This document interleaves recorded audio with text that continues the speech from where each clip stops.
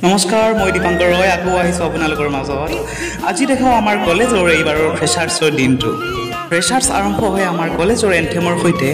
তাৰ পিছতে জুনিয়ৰক ওয়েলকাম জনোৱা হয় এটি স্পেচিয়েল ড্ৰিংকেৰে সেই ড্ৰিংকটো বেলেগ একো নহয় নিমপাত আৰু তিতা কেৰেলাৰ জুচ সকলো যাত্ৰা তিতাৰে আৰম্ভ কৰিলে হেনো শেষত গৈ মিঠা হয়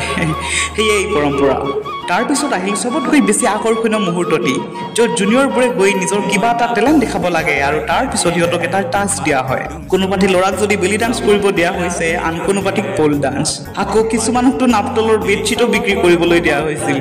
জুনিয়ৰবোৰে খুব সুন্দৰ সুন্দৰ শাৰী শুনালে কিছুমানে নাচি দেখুৱালে আৰু কিছুমানে গাই শুনালে আমাৰ বেডশ্বৰবোৰে আজি ফাইনেলি চিনিয়ৰিটি খুব এনজয় কৰিলে ফাইনেলি এখটা জুনিয়ৰৰ লগত চিনাকি হৈ মেলি দুপৰীয়া লাঞ্চ কৰিব আহিলো খুব সুন্দৰ আৰু স্পেচিয়েল লাঞ্চ আছিলে কালচাৰেল প্ৰগ্ৰামবোৰ সন্ধিয়ালৈ থৈ দিয়া হৈছে আৰু লগতে এৰেঞ্জ কৰা হৈছে ডিজে নাইট সন্ধিয়া এই গোটেই কেম্পাছটো লাইটেৰে সজোৱা হ'ব কালচাৰেল নাইটত আমিও কিবা এটা কৰিছোঁ গতিকে ইয়াৰ নেক্সট ভিডিঅ'টো নোচোৱাকৈ নাথাকিব